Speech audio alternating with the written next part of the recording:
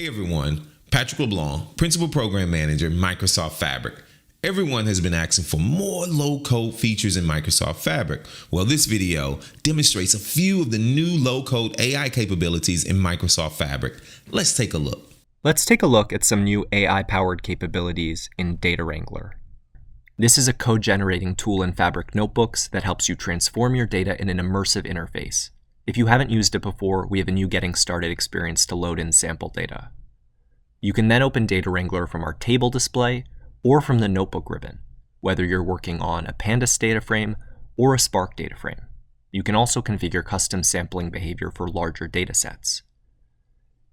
In this demo, let's take a closer look at the classic Titanic dataset. Data Wrangler gives us a customizable dynamic display with built-in visualizations for every column. We also have summary statistics displayed in a dedicated pane that updates as you select columns. Lastly, there's a library of common data cleaning operations grouped by category. If you don't know where to get started, a new set of automated suggestions will analyze your data with rule-based AI and highlight the most relevant operations for you. In this case, we might want to drop the passenger ID column, which looks like an index. We get a live preview of the code and an updated display preview, and then we can apply or discard that step. Next, let's scroll over to the age column, which has some missing values. Data Wrangler is suggesting that we fill them in using the average value, which I'm going to go ahead and do. Once again, we get a preview with the display and with code before we apply or discard that step. The last suggestion is to split up the names values so that we have separate columns for first names, last names, and titles. That looks right, so I'm going to accept the step. I want to hold on to the last names, which will help me group passengers into families, but I think I can drop that first name column. I'll get a preview and I'll apply the step. Then I'll close out my suggestions, and for clarity, I'll rename this new column to title, which is what it contains.